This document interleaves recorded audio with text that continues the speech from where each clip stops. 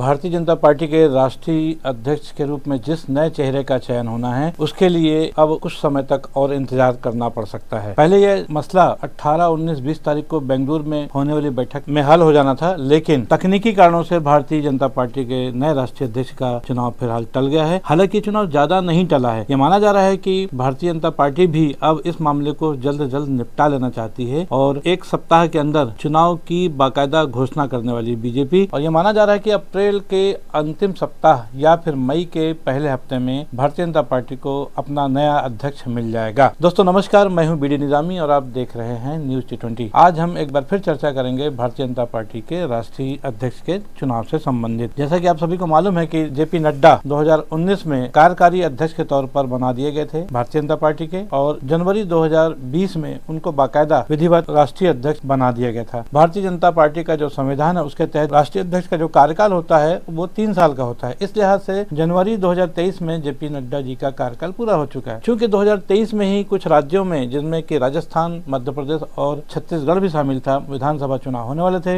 इसलिए उनको एक्सटेंशन दे दिया गया था। और 2023 के नवंबर के महीने में ही तीनों राज्यों में चुनाव हो चुके थे, जिसमें भारतीय जनता पार्टी को बम्पर जीत भी मिली थी। क्योंकि लोकसभा का चुनाव 2024 मई जून में होना था, इसलिए उसको कंटिन्यू रखा गया और लोकसभा चुनाव तक के लिए उनके कार्यकाल को बढ़ा दिया गया था। लोकसभा चुनाव में भी परिस्थितियां अच्छा ही, भले ही 240 सीटें आई हुई, लेकिन तीसरी बार भारतीय जनता पार्टी सरकार बनाने में कामयाब रही। क्योंकि जेपी नड्डा का कार्यकाल समाप्त हो चुका है, एक्सटेंशन की अवधि भी थी जो भी लोकसभा चुनाव तक की थी। लोकसभा चुनाव के बाद भारतीय जनता पार्टी ने अपना मंत्रिमंडल बनाया, उसमें जेपी नड्डा को केंद्रीय मंत्री के तौर पर शामिल कर लिया। क्योंकि भाजपा में एक नियम और भी है कि संगठन या सरकार, कोई भी नेता दो में से किसी एक जगह में ही रह सकता है। क्योंकि जेपी नड्डा को जाना था, इसलिए शायद उनको मंत्रिमंडल में जगह दे दी गई। लेकिन लोकसभा चुनाव होने के बाद आज फिर लगभग 11 महीने हो जा रहे हैं, भारतीय जनता पार्टी को नया अध्यक्ष नहीं मिला। नए राष्ट्रीय अध्यक्ष चुनने की कवायद में एक टेक्निकल मामला और है, वो ये है कि भारतीय जनता पार्टी का जो संविधान है, जो नियम है, उसकी धारा 19 में एक बात यह है कि जितने भी राज्य हैं जहां भारतीय जनता पार्टी का संगठन है और जो केंद्र शासित प्रदेश है, इन सभी की जो संख्या है वो लगभग 37 हो रही है। तो नियम यह है, कम से कम 19 राज्यों और केंद्र शासित प्रदेशों में जब तक प्रदेश स्तर के चुनाव नहीं हो जाते तब तक राष्ट्रीय अध्यक्ष की जो चुनाव की प्रक्रिया शुरू नहीं हो सकती। हालांकि मार्च के महीने में 13 राज्यों में प्रदेश अध्यक्ष का चुनाव हो चुका था, सिर्फ 6 राज्यों में चुनाव और होना था। इसलिए माना जा रहा था कि 18, 19 और 20 अप्रैल को बेंगलुरु में होने वाली बैठक से पहले ये प्रक्रिया भी पूरी हो जाएगी। लेकिन जो चर्चाएं चल रही हैं वो यही है कि कहीं न कहीं भारतीय जनता पार्टी और आरएसएस के बीच में तालमेल गड़बड़ा गया है। और तालमेल कैसे गड़बड़ा गया है, इसकी जो चर्चाएं चल रही हैं उसमें यही है कि जैसे हमने पिछले एपिसोड में आपको बताया था कि जेपी नड्डा का लोकसभा चुनाव के दौरान दिया गया बयान, जिसमें कि भारतीय जनता पार्टी अपने बलबूते पर सक्षम है, और यह बयान आरएसएस को कहीं न कहीं अखर गया। सुनने में आ रहा है कि तभी से आरएसएस इस मामले में अपना वजूद दिखाने पर संकल्पित है। बहरहाल 30 मार्च को जब प्रधानमंत्री नरेंद्र मोदी ने नागपुर का दौरा किया था और आरएसएस कार्यालय में जब उनकी आरएसएस के प्रमुख मोहन भागवत से बातचीत हुई थी, उसके बाद जो कुछ भी हुआ अंदरूनी खेमे की बात हो हर कोई नहीं जानता है, लेकिन उसके तत्काल बाद प्रधानमंत्री नरेंद्र मोदी, गृह मंत्री अमित शाह, वर्तमान भारतीय जनता पार्टी के राष्ट्रीय अध्यक्ष जेपी नड्डा तथा अन्य बड़े नेता, उन सब की बैठकें शुरू हुई। पता चला है कि हाल ही में प्रधानमंत्री निवास पे प्रधानमंत्री नरेंद्र मोदी के अलावा गृह मंत्री अमित शाह, रक्षा मंत्री राजनाथ सिंह और संगठन के प्रभारी महामंत्री हैं BL संतोष, इनकी एक खास बैठक हुई जिसमें अगले राष्ट्रीय अध्यक्ष को लेकर के बहुत ही गहन चर्चा हुई है। और यह माना जा रहा है कि कहीं न कहीं से जो सूत्रों के हवाले से खबर मिल रही है कि आरएसएस अपनी बात पर अड़ा हुआ है। आरएसएस की सहमति के बिना इस बार भारतीय जनता पार्टी को अपना राष्ट्रीय अध्यक्ष चुनने में पसीने बहाने पड़ रहे हैं। आपको याद होगा इसके पहले जब भी कोई राष्ट्रीय अध्यक्ष भारतीय जनता पार्टी का चुना गया है तो उसकी घोषणा कम से कम 2 महीने 3 महीने पहले हो जाती थी, चर्चाएं शुरू हो जाती थी, नाम भी तय कर लिया जाता था। लेकिन आखिर ऐसी कौन सी वजह है कि भारतीय जनता पार्टी का ड्यूरेशन था, जो कार्यकाल था जेपी नड्डा जी का, वो पूरा होने के बाद भी बीजेपी किसी अगले नाम पर क्यों नहीं पहुंच पा रही है? क्या वास्तव में आरएसएस ने कोई रोड़ा अटका रखा है? ये एक अंदरूनी सवाल है जिसका जवाब शायद हर किसी के पास नहीं होगा। लेकिन भारतीय जनता पार्टी की जो तैयारियां हैं अभी जो चल रही हैं, उसको देख के ऐसा लग रहा है कि कहीं न कहीं भारतीय जनता पार्टी भी आरएसएस से पंगा लेने के मूड में नहीं है। जबकि आरएसएस के बारे में जानकारी मिल रही है कि इस बार उन्होंने तय कर लिया है कि अगले राष्ट्रीय अध्यक्ष के रूप में जिसका भी नाम तय होगा उसमें आरएसएस की सहमति अनिवार्य होगी। बिना आरएसएस की सहमति के बीजेपी अपना नया अध्यक्ष नहीं बना सकती।